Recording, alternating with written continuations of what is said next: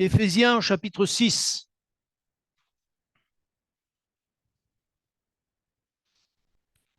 Ah non, ça c'est pas besoin. Et à partir du verset 11. Et avant que nous puissions lire ensemble, j'aimerais prier, s'il vous plaît. Nous voulons te bénir et te remercier parce que c'est ta parole que nous ouvrons maintenant. Et notre désir, Seigneur, c'est que tu puisses nous enseigner. Seigneur, viens m'aider, s'il te plaît, à apporter cette parole. Viens m'aider, Seigneur, à donner le message que tu as mis sur mon cœur et que chacun d'entre nous, nous puissions le recevoir pour grandir avec toi. Seigneur, merci encore de bénir ton peuple maintenant, de bénir ta maison, s'il te plaît. Et merci encore de bénir ces offrandes qui ont été données par chacun. Seigneur, nous voulons voir ta gloire au milieu de nous. Alors viens, descends par le Saint-Esprit et que vraiment ton nom soit glorifié. Amen. Au chapitre 6 du livre des Éphésiens, au verset 11, il est écrit « Revêtez-vous de toutes les armes de Dieu, afin de pouvoir tenir ferme contre les ruses du diable, car nous n'avons pas à lutter contre la chair et le sang, mais contre les dominations, contre les autorités, contre les princes de ce monde de ténèbres, contre les esprits méchants dans les lieux célestes.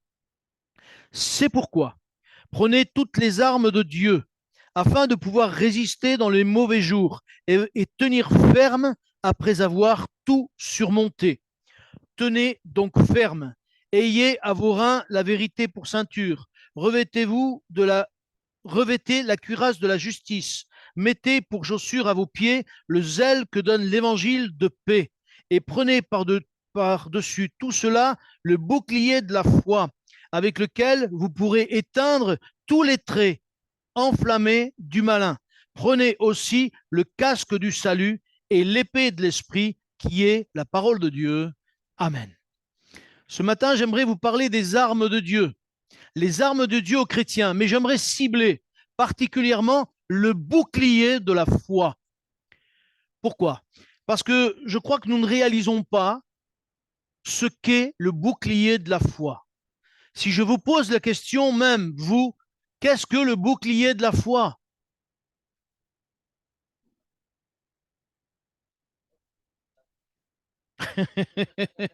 Ça, c'est assez vague. C'est la foi qui sert de bouclier. Oui, ça, c'est sûr. C'est pas le bouclier de la foi, c'est la foi qui sert de bouclier. C'est la même chose, hein. C'est blanc bonnet et bonnet blanc. D'accord? Mais justement, il faut aller plus loin que ça.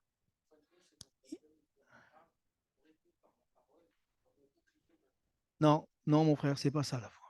Non. Justement, on va y venir. Qu'est-ce que c'est déjà qu'un bouclier? On se rend compte que les gens, lorsqu'ils combattaient dans des chemins, dans des guerres, ils ont appris en combattant à se protéger. L'épée ne suffisait pas, mais il fallait un bouclier. Et on se rend compte quand on regarde les boucliers de ce monde, dans les guerres, il y a eu différents boucliers. On se rend compte qu'ils ont commencé par des boucliers, vous savez, avec des fois des branches et des choses comme ça pour essayer de se protéger. Après, ils ont fait des boucliers en bois. Et les boucliers en bois, ben, ils se sont rendus compte que quand les gars ils venaient avec les haches, ça coupait le bouclier en deux, et puis le bras peut-être aussi avec. Alors ce qu'ils ont fait, c'est qu'ils ont commencé à mettre sur le bouclier en bois des morceaux de fer quand le fer est arrivé, et ils ont mis même au milieu des morceaux de fer aussi, pour que quelle que soit l'arme qui vienne contre eux, ce bouclier les protège. Quand vraiment le fer a pris de l'importance, ils ont fait des boucliers en fer au point pour se protéger des flèches, se protéger de toutes les coups d'épée, peut-être même de lance, etc., etc. C'est ça un bouclier, ça sert à protéger le corps entier. Et certaines fois, certains, ils avaient de grands boucliers. Les Vikings avaient des petits boucliers, mais certains avaient de grands boucliers. Les chevaliers, tout ça, ils avaient de grands boucliers. Parce que l'ennemi pouvait les atteindre de toutes sortes de manières. C'est étonnant que Dieu, qui est amour, nous dise voici les armes qu'il vous faut. C'est étonnant. Mais il nous faut réaliser quelque chose, mes frères et sœurs. C'est qu'à partir du moment où nous nous engageons avec Jésus-Christ, nous sommes en guerre. Et ça, je crois que nous ne le réalisons pas. Nous sommes en guerre. C'est pour ça que je le redis ce matin. La prière est importante. Parce que nous gagnerons les combats par la prière. D'abord. Si nous ne gagnons pas dans la prière, nous ne gagnerons pas à l'extérieur. Il ne faut pas se tromper de combat. Le problème, c'est que nous croyons, nous, que nous sommes assez forts pour nous battre et pour combattre comme nous le pensons. Non, non, non, non, non, non. Les armes de Dieu, elles sont spirituelles. Et parce qu'elles sont spirituelles, vous ne pouvez pas combattre si vous ne prenez pas les manières de Dieu pour combattre. Le diable est spirituel. Des fois, il nous combat avec des autres hommes. Mais c'est pour ça que l'apôtre Paul le dit, et je le redis encore aujourd'hui parce que je l'ai déjà dit, nous n'avons pas à lutter contre la chair et le sang. Ça veut dire quoi? Que nous n'avons pas à lutter les hommes les uns contre les autres, ni contre mon frère, ni contre ma sœur, ni même contre mon ennemi. Mais mon ennemi, je dois tout faire pour pouvoir le conquérir par l'amour, comme Christ nous a conquis par l'amour. Si Christ ne nous a pas conquis par l'amour, nous sommes à côté de la plaque. C'est Christ qui nous a conquis parce qu'il nous a aimés. Dieu a tant aimé le monde, on le dit, mais il nous a aimés à nous en premier. Je ne veux pas dire à nous, je veux dire à moi, et à toi, ma sœur, à toi, mon frère. C'est ça qui nous a bouleversés. Dieu veut que l'on combatte d'une manière spirituelle. Mais pour combattre d'une manière spirituelle, il nous faut d'abord savoir ce qu'est le bouclier de la foi. Et le bouclier de la foi, c'est une arme spirituelle. Et ça, il nous faut le comprendre.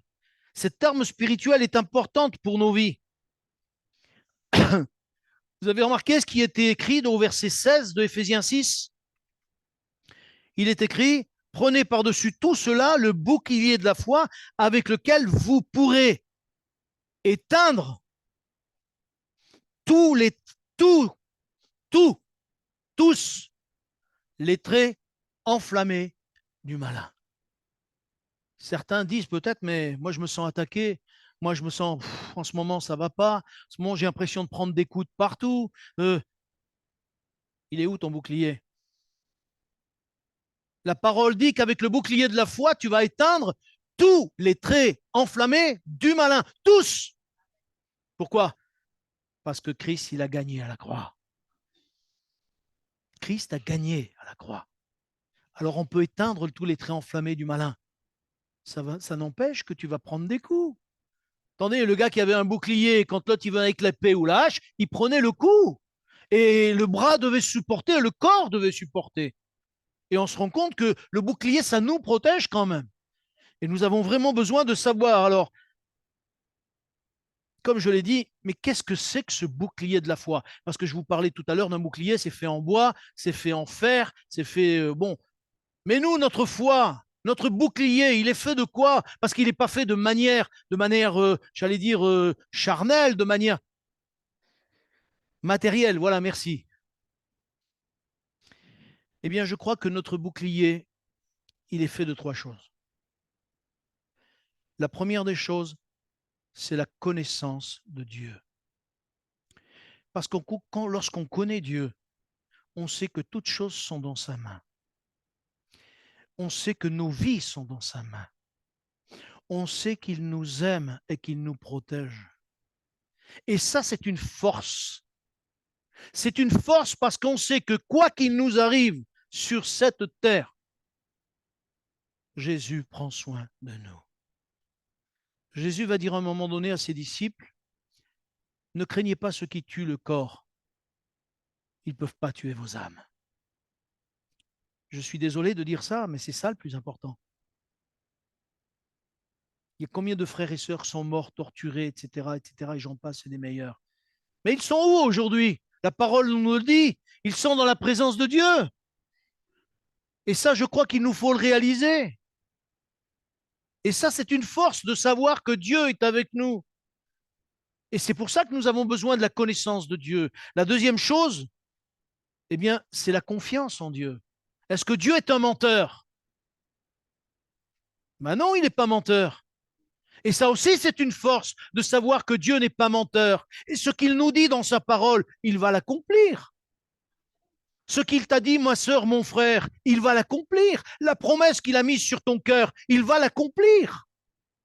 Et quand le diable te dit, mais non, est-ce que Dieu a vraiment dit qu'il serait avec toi? Ça vous rappelle rien, ça? Dieu a-t-il réellement dit? Mais oui, Dieu l'a dit. Dieu l'a dit dans sa parole, mais des fois, il nous dit à nous personnellement. Je vais revenir sur quelque chose que les Givordains n'ont pas oublié, je suis sûr.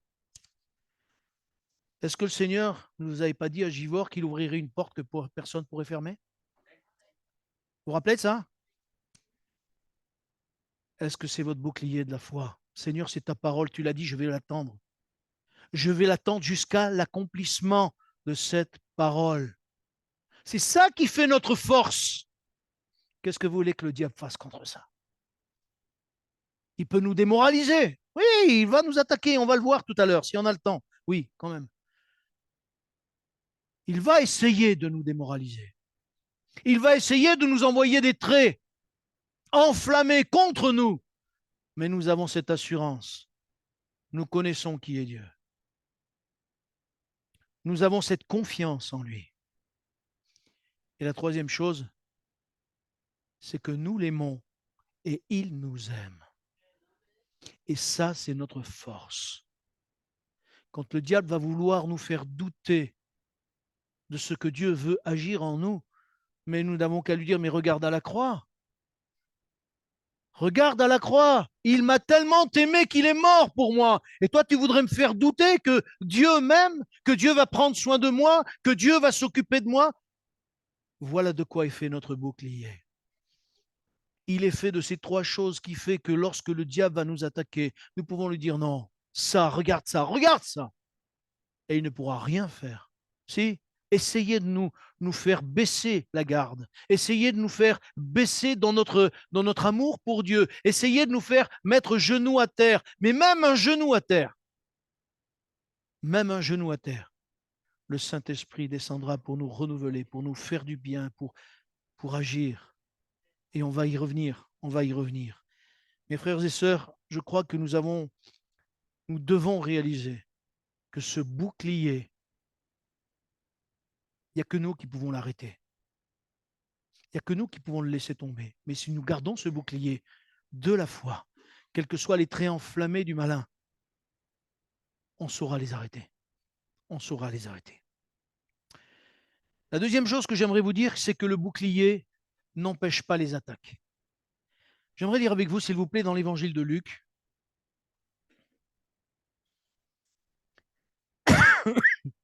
Pardon, chapitre 22.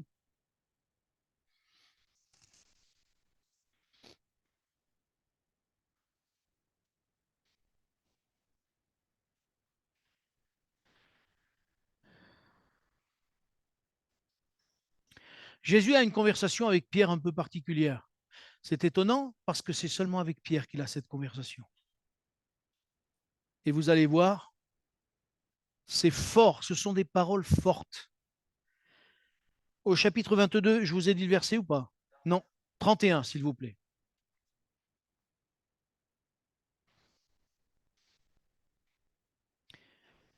Verset 31, il est écrit, le Seigneur dit, Simon, Simon, Satan vous a réclamé pour vous cribler comme le froment. Écoutez bien, mais j'ai prié pour toi, afin que ta foi ne défaille point. Et toi, quand tu seras revenu, affermis tes frères. Amen. L'apôtre Pierre va dire, mais non, Seigneur, avec toi, j'irai jusqu'à la mort. Mais non, Seigneur, ne t'inquiète pas. Si le Seigneur a prévenu Pierre, c'est que Pierre allait passer par des moments très difficiles. Vous savez comment les gens font pour cribler le froment lorsqu'ils veulent le sortir?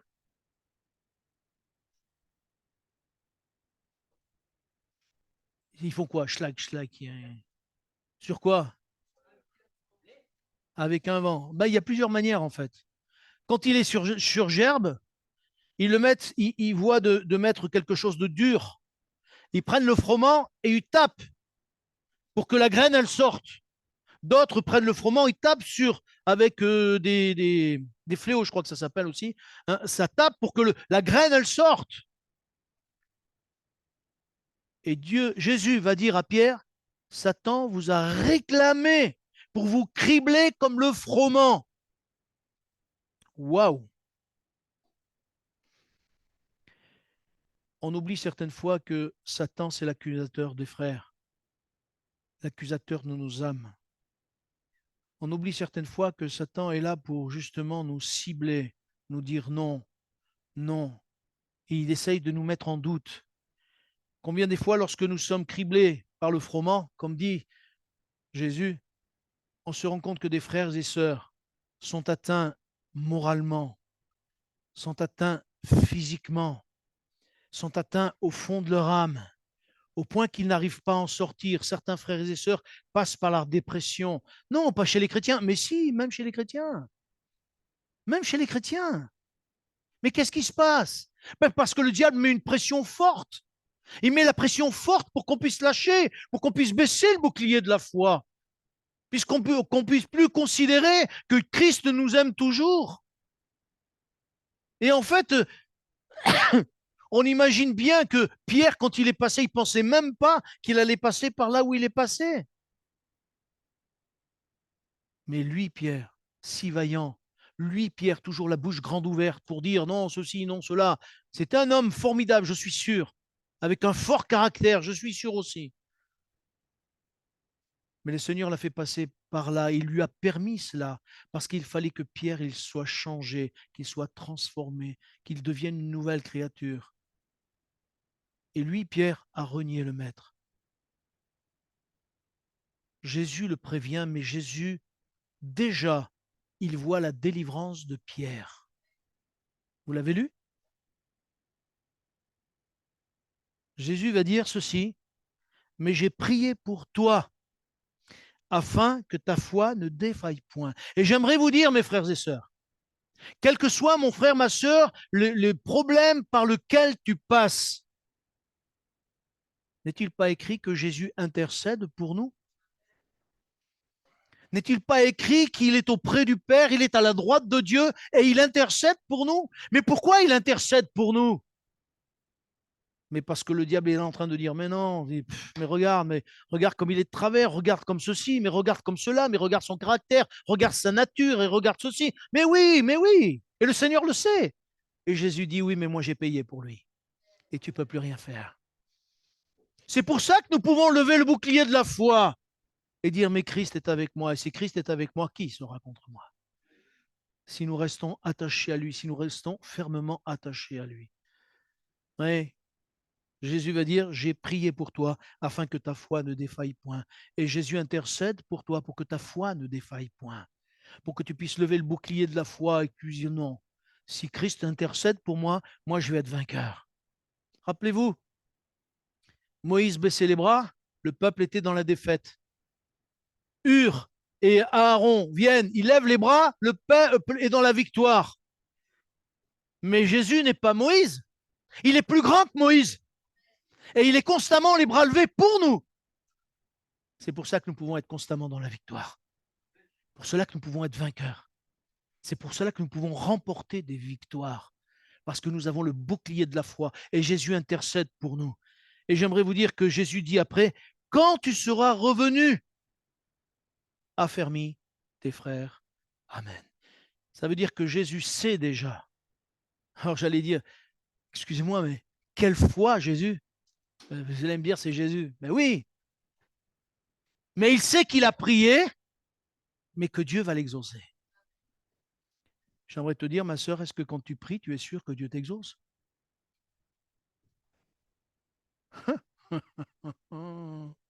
Ça, ah oui, merci mon frère de le dire. On se pose la question, mais parce que Jésus a dit, ce que vous demanderez avec foi par la prière, vous le recevrez. Mais, hein, oui, exact. Matthieu 21, 22. Vous voulez pas qu'on chante des fois, non? Matthieu 21, 22, vous vous rappelez ou pas? Eh oui. Mais encore une fois, faut-il que notre prière soit selon la volonté de Dieu? Parce que nous le verrons tout à l'heure, si nous prions à côté de la volonté de Dieu, notre prière ne sera jamais, jamais exaucée. Vous savez qu'il y a des gens qui prient pour rien? Ils s'évertuent à prier pour rien. J'ai entendu un jour quelqu'un qui me disait, moi je prie tous les jours pour que la paix, elle soit dans le monde. Je lui dis, mais la pauvre, ça ne lui sert à rien, hein.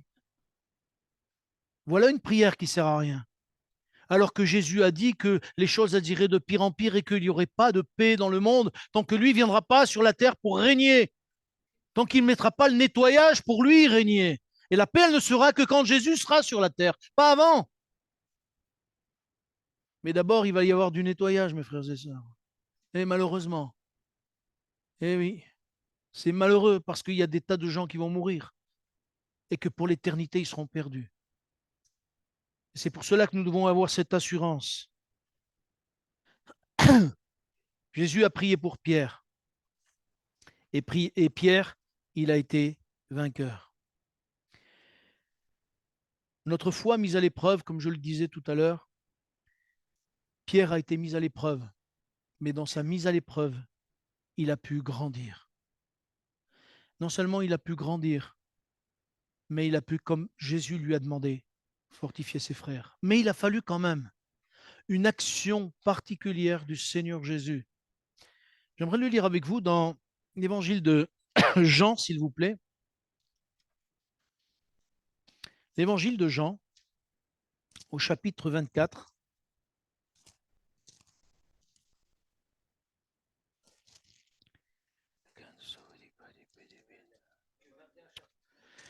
N'importe quoi. Verset, chapitre 21, pardon. J'ai lu autre chose derrière dans ma feuille et j'ai dit 24, mais ce n'est pas 24. Chapitre 21. C'est bien, il y en a qui suivent. Verset 15.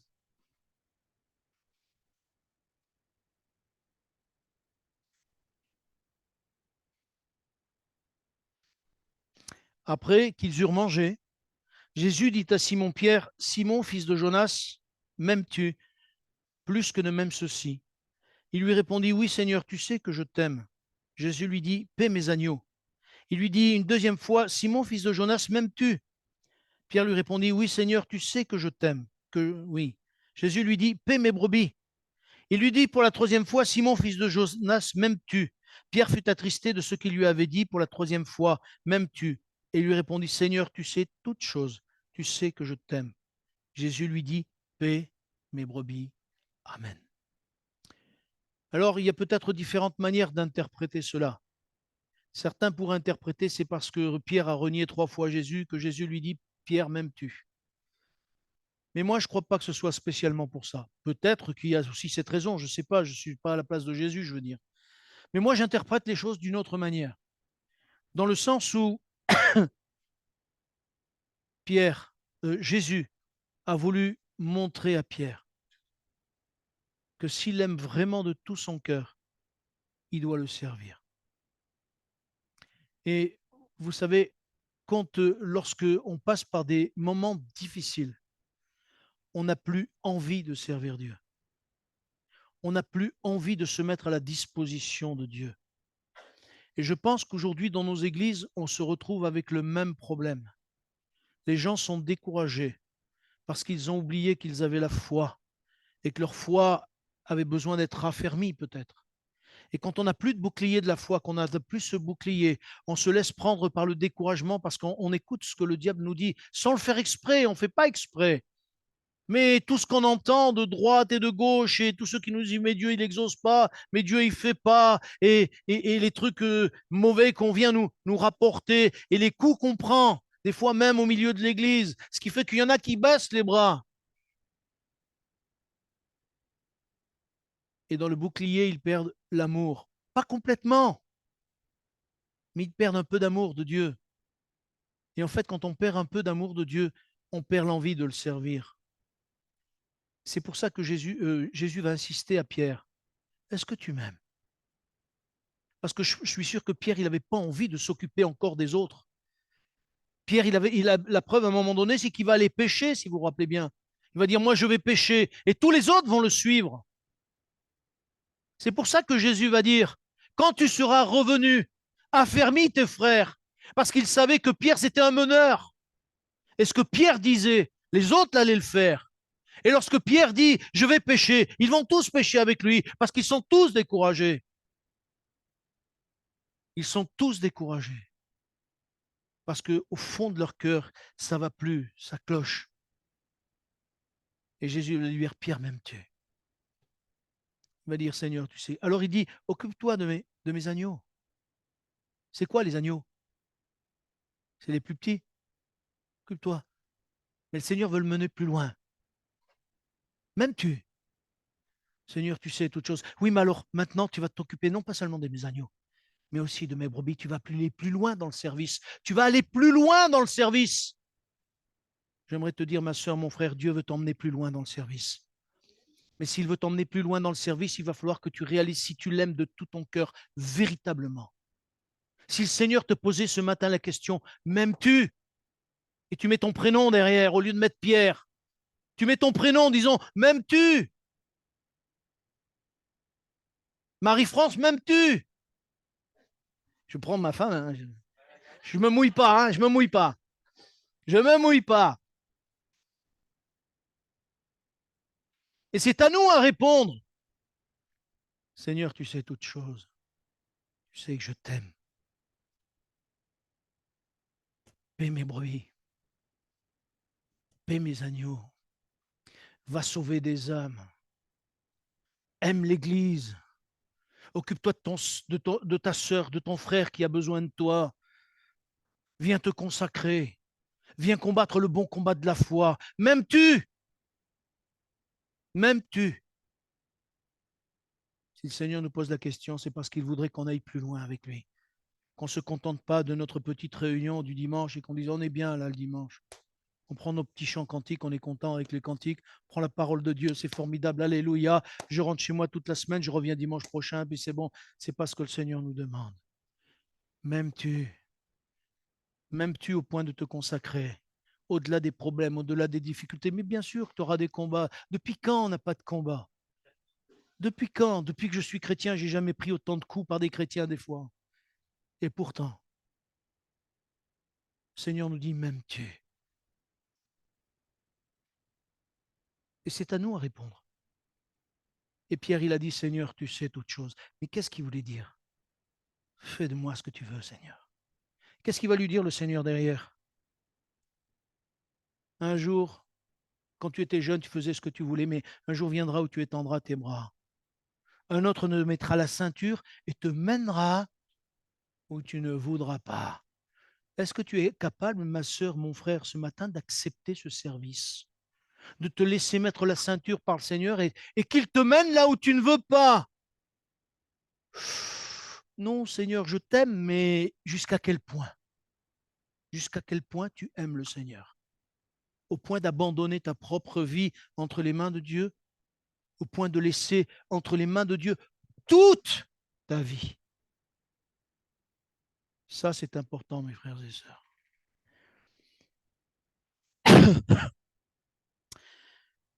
La chose que j'aimerais vous dire maintenant, c'est que il y a notre foi qui peut être déformée. Et ce genre de foi, j'en ai un petit peu parlé tout à l'heure, j'ai empiété un petit peu, mais peu importe. Cette foi déformée, j'aimerais la lire, s'il vous plaît, dans l'évangile de Luc.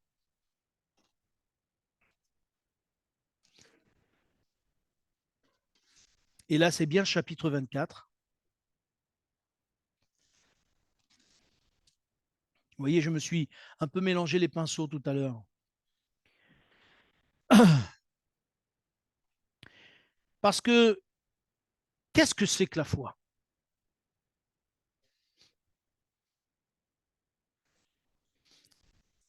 Non. L'adhésion à Jésus-Christ, oui. Alors, il donne le verset, c'est une ferme assurance des choses qu'on espère. Vous êtes d'accord avec ça? Eh bien, je vais vous montrer comme quoi que certaines fois ou certains moments, on croit Et on espère des choses qui ne sont pas de Dieu. L'évangile de Luc, chapitre 24, et à partir du verset 19. C'est les deux disciples d'Emmaüs. Ils rencontrent Jésus. C'est Jésus qui va à leur rencontre d'ailleurs, entre parenthèses. Parce qu'eux, ils partent, parce qu'ils sont découragés. Ils n'en peuvent plus. Leur foi, elle est démontée, elle est démolie. Et ils sont sur le chemin d'Emmaüs. Et voilà ce qui est écrit. Et il lui répondit, ce qui est arrivé, il parle de Jésus, il parle à Jésus, ce disciple. Et il dit, lui répondit, ce qui est arrivé au sujet de Jésus de Nazareth, qui était un prophète puissant en œuvre et en parole devant Dieu et devant tout le peuple. Et comment les principaux sacrificateurs et nos magistrats l'ont livré pour le faire condamner à mort et l'ont crucifié. Écoutez bien, nous espérions. Est-ce que la foi, c'est pas quelque chose qu'on espère? Mais comment ça se fait? Mais parce qu'ils sont à côté de la volonté de Dieu. On peut avoir foi en Dieu et avoir foi dans des choses et espérer dans des choses où Dieu n'est pas d'accord. Et vous pourrez espérer tout ce que vous voulez. Dieu ne sera pas d'accord. Parce que là, il est dit, nous espérions que ce serait lui qui délivrerait Israël, mais avec tout cela, voici le troisième jour que ces choses se sont passées. Il est vrai que quelques femmes, etc., etc., et Jésus va leur dire au verset 24, ô homme sans intelligence, et dont le cœur est lent à croire tout ce qu'on dit, les prophètes. Et ils ont dit quoi, les prophètes? Que Jésus devait mourir à la croix. Mes frères et sœurs, nous avons le bouclier de la foi, mais attention de ne pas espérer tout et n'importe quoi. Nous devons espérer, et c'est ça la foi, les choses que Dieu veut. Si quelqu'un espère gagner le loto, il peut essayer d'espérer toute sa vie. Il peut essayer. Si quelqu'un espère, je ne sais pas quoi, être président de la République, il peut espérer toute sa vie aussi. Mais si tu veux être sauvé, peut-être qu'il faut que tu laisses cette idée de côté. Hein, parce que Dieu veut te sauver. Il ne veut pas que tu deviennes n'importe qui et n'importe quoi. N'espérons pas n'importe quoi. C'est là que notre bouclier est important. Le bouclier de la foi, il est rempli de l'Esprit de Dieu. Il est nourri par la parole de Dieu. Je vous disais tout à l'heure, par ce qui est écrit. La foi vient de ce qu'on entend, et ce qu'on entend vient de la parole de Christ. Et si ça vient de la parole de Christ, alors notre foi sera établie. Alors notre bouclier sera fort. Et quelles que soient les attaques, quels que soient les cribles que le diable va vouloir nous donner ou nous aligner derrière, notre bouclier sera là. Et nous pourrons nous dire, oui, mais Dieu est avec moi. Dieu est mon secours, Dieu est mon appui. Je sais en qui j'ai cru. L'apôtre Paul, c'est pour ça qu'il dit, je sais en qui j'ai cru. Il sait en qui il a cru. Est-ce que nous avons cette assurance de dire, je sais en qui j'ai cru? Il est important que nous puissions le savoir. Je vois que le temps, il passe.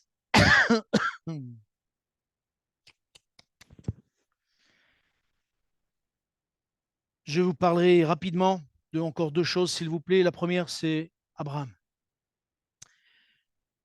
Quelle épreuve pour Abraham. Quand vous lisez dans l'Épître aux Hébreux au chapitre 11, on se rend compte que la foi d'Abraham a été d'étape en étape. Mais notre foi, si elle veut être établie, si nous voulons que ce bouclier soit solide, il va falloir que nous soyons des enfants obéissants. Sans obéissance, notre foi ne tiendra pas. Parce que Abraham a obéi lorsque Dieu lui a dit quitte ton pays, quitte ta famille. Abraham a obéi lorsque Dieu lui a dit autre chose. Abraham a obéi lorsque Dieu lui a dit maintenant tu me donnes ton fils en sacrifice. Il a obéi. Pourquoi? On va le lire parce que sinon c'est trop... On passerait à côté, je crois. Vous connaissez ce passage. Au chapitre 11, s'il vous plaît, du livre des Hébreux. Chapitre 11. Je vais essayer d'aller vite. Je ne voudrais pas finir trop tard.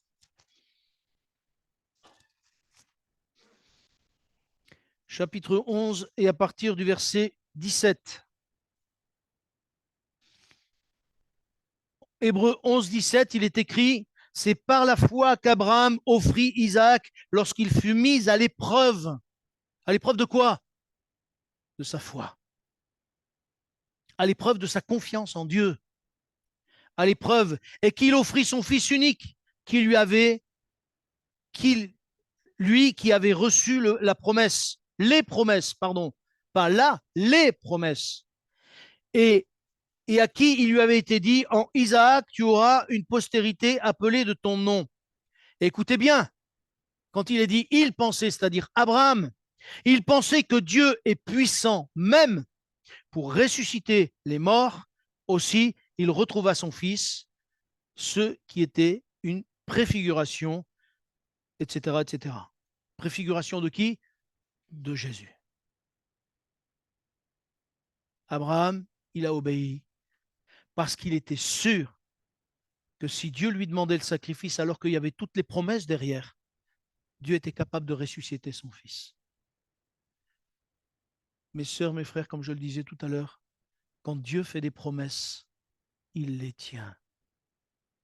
Qu'elles soient tôt, qu'elles soient tard, il les tient.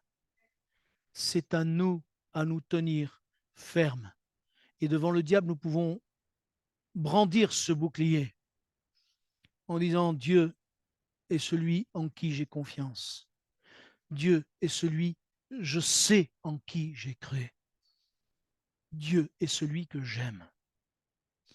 Et parce que je l'aime et parce qu'il m'aime, alors ça s'accomplira. Pour finir, s'il vous plaît, Romains chapitre 5.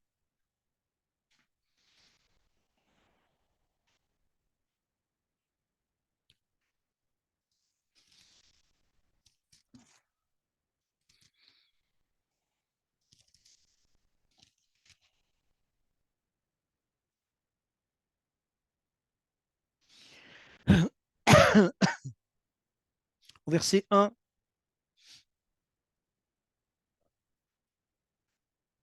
Étant donc justifiés par la foi, nous avons la paix avec Dieu par notre Seigneur Jésus-Christ, en qui nous devons d'avoir eu par la foi accès à cette grâce dans laquelle nous demeurons fermes et nous nous glorifions dans l'espérance de la gloire de Dieu. Bien plus, nous nous glorifions même des afflictions, sachant que l'affliction produit la persévérance, la victoire dans l'épreuve, et cette victoire, l'espérance.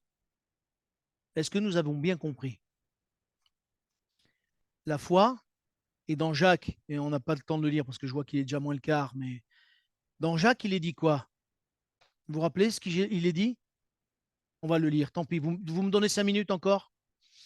5 minutes, allez, je vais essayer d'aller vite.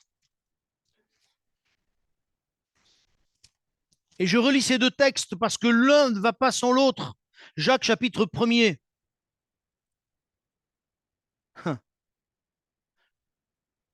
Tant pis, hein, j'espère que ça ne va pas vous bousculer outre mesure. Hein, mais mes frères, regardez comme un sujet de joie complète les diverses épreuves auxquelles... Pardon, verset 2. 1, 2. Je reprends. Mes frères, regardez comme un sujet de joie complète les diverses épreuves auxquelles vous pouvez être exposés, sachant que l'épreuve de votre foi produit la patience. Dans certains textes, il est dit l'endurance. Dans certains textes, il est dit l'endurance. Patience, endurance, voyez. Mais il faut que la patience accomplisse parfaitement son œuvre, afin que vous soyez parfaits et accomplis sans faillir en rien. Si quelqu'un d'entre vous manque de sagesse, qu'il la demande à Dieu, qui lui donne à tous simplement et sans reproche, et elle lui sera donnée. Amen. Pourquoi l'apôtre Jacques parle de sagesse en même temps qu'il parle de, de, de persévérance et de patience Pourquoi? Parce qu'en fait, pour nous, lorsqu'on passe par l'épreuve, c'est une catastrophe. On est démoli. Alors que là, on a besoin de la sagesse de Dieu pour comprendre que notre foi va être mise à l'épreuve. Mais cette foi qui est mise à l'épreuve va nous donner la patience, va nous donner la persévérance, va nous donner tout ce dont nous avons besoin pour que ce bouclier de la foi, il soit de plus en plus solide. Et je terminerai avec ça. Un bon bouclier, c'est comme une arme. Il faut qu'il soit bien trempé, afin que tous les coups qu'il va prendre, il puisse résister. Mais qu'est-ce qui va tremper un bouclier? La même chose qu'une épée. Elle chauffe d'abord, et après on la met dans l'huile. Mais d'abord, elle chauffe, et elle chauffe fortement. Eh bien, toutes ces épreuves qui sont difficiles des fois, si nous laissons le Saint-Esprit agir, notre bouclier sera fort. Et vous savez, pour le bouclier, vous savez comment on le tient? Parce qu'il y a des lanières derrière. Et on passe dans les lanières pour qu'il tienne ce bouclier. Et en réfléchissant à ça, je dirais qu'il y a 3 lanières qui nous tiennent ce bouclier. Le premier, je reviens à ça parce que je crois que ce sera tout au long de nos vies, ce sera l'amour. C'est l'amour qui nous attache à Christ. Le deuxième, ce sera la patience. Et le troisième, ce sera la persévérance. Et si nous savons, si nous avons j'allais dire, ces liens, ces sangles bien serrées à notre bras, alors nous pourrons être attaqués, mais nous serons toujours, toujours, toujours vainqueurs en Jésus-Christ. Amen. Que mes frères et sœurs, nous puissions considérer que le Seigneur nous a donné toutes les armes et le bouclier contre les traits enflammés du malin. Il a déjà perdu. C'est à nous à attendre le moment de Dieu pour que nous soyons délivrés. Job a attendu le moment de Dieu. Il ne savait pas, mais quand Dieu est intervenu, le diable est obligé de reculer. Et j'en parlais à je ne sais pas trop qui dernièrement, il m'a dit, c'est vrai que Job, il est passé par des moments terribles, mais toutes les bénédictions qu'il a eues derrière, j'aimerais bien les avoir. J'ai dit oui, tu veux bien les avoir, mais alors peut-être il faut que tu passes par le chemin de Job. Euh, euh, mais peut-être qu'ici, il nous faut passer par ce chemin, mon frère. Nous avons le bouclier de la foi. Amen. Seigneur, je veux te bénir et te remercier pour ta parole qui nous enseigne. Aide-nous vraiment à réaliser ce bouclier de la foi que nous avons. Et quelles que soient les épreuves, quelles que soient les difficultés, je te prie pour ceux qui sont là maintenant. Et Seigneur, que tu puisses les fortifier, les renouveler, que tu puisses leur faire du bien, qu'ils puissent réaliser qu'ils ont avec eux le Dieu puissant et vrai, celui qui les aime, celui qui les entoure de ses bras, même si pour un temps peut-être ils passent par les difficultés, mais c'est parce que tu veux enseigner, tu veux apprendre encore à chacun à ce que nous puissions marcher, non pas par la vue, mais par la foi, en te faisant confiance, Seigneur, en tout temps, en toutes circonstances, parce que tu es bon. Alors à toi toute la gloire, mon Sauveur. Amen. Que le Seigneur vous bénisse et vous raccompagne.